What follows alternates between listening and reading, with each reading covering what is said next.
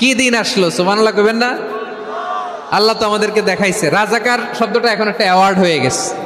সুবহানাল্লাহ, সুবহানাল্লাহ। পরিস্থিতি পাল্টে দিতে আল্লাহর সময় লাগে না, চিল্লায় বলেন ঠিক কি না?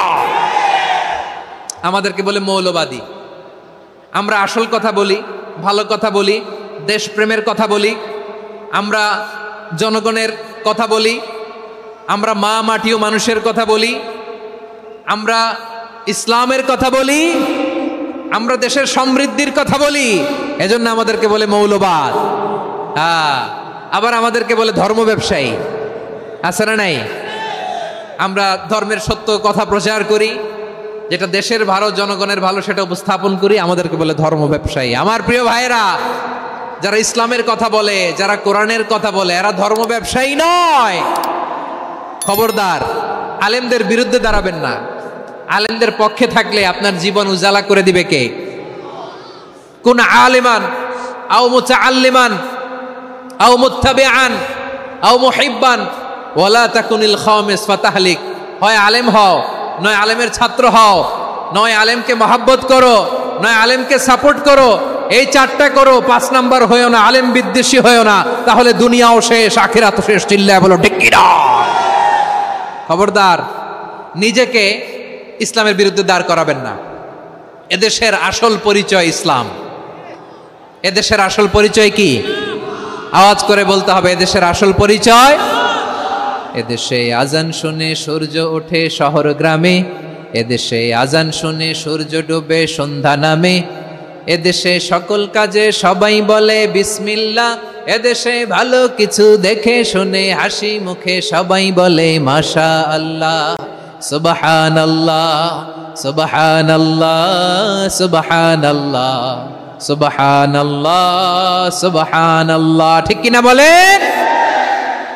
ও নবীন তরুণ, তোমার কিসের এত ভয়? জেনে রেখো বাংলাদেশের আসল পরিচয়।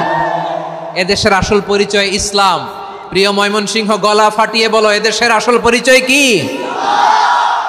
এদেশে পরস্পরে দেখা হলে দেয় সালাম, এদেশে আমজনতার হৃদয় জুড়ে পাক কালাম। ঠিক কিনা বলেন?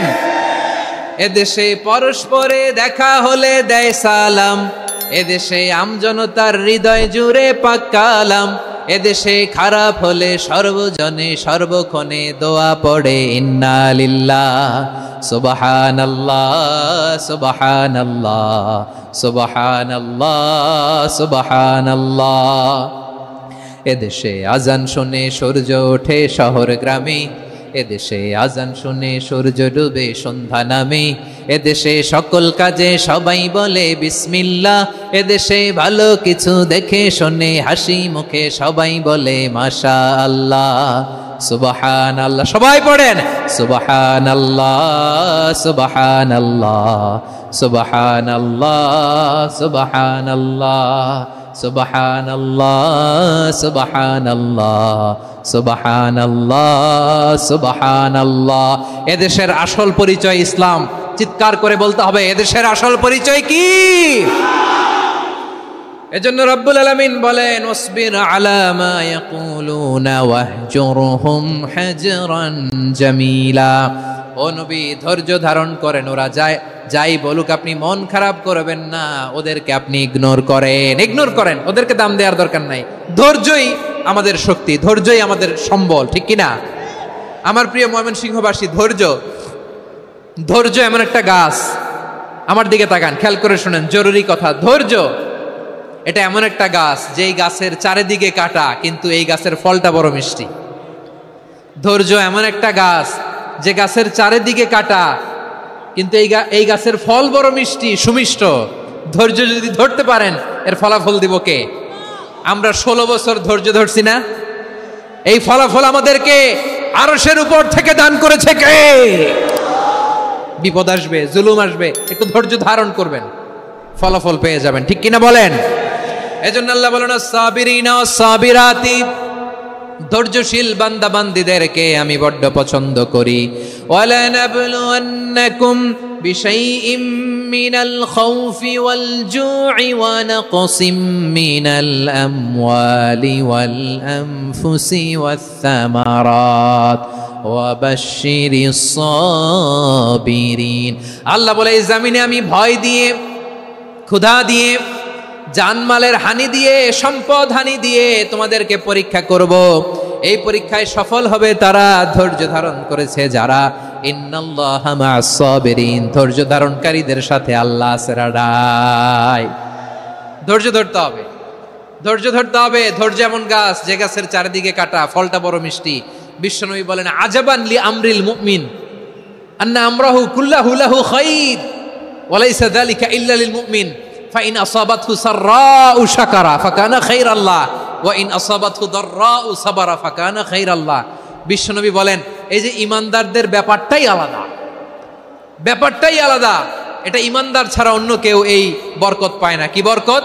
ফাইন আসাবাতহু সাররাউ শাকারা। ঈমানদাররা ভালো অবস্থায় থাকলে শুকরিয়া করে, এটা তার জন্য ভালো। শুকরিয়া করলে সওয়াব আছে না নাই? মুমিনরা বিপদে পড়লে ধৈর্য ধরে। আচ্ছা বলেন তো, ধৈর্য ধরলেও সওয়াব আছে না নাই? তাহলে সুখের সময় শুকর, দুঃখের সময় সবর, উইন উইন সিচুয়েশন। আমাদের সারা জীবনই এই দুই আমল আছে না নাই? হয় আমরা শুকর গুজার হই, নয় সবর করি। সুখের দিনে আমরা শুকর গুজার হই, বিপদের দিনে সবর ইখতিয়ার করি। তাহলে হয় শুকর নয় সবর। যখনই থাকি, যে অবস্থায় থাকি, আমাদের সওয়াব আছে না নাই?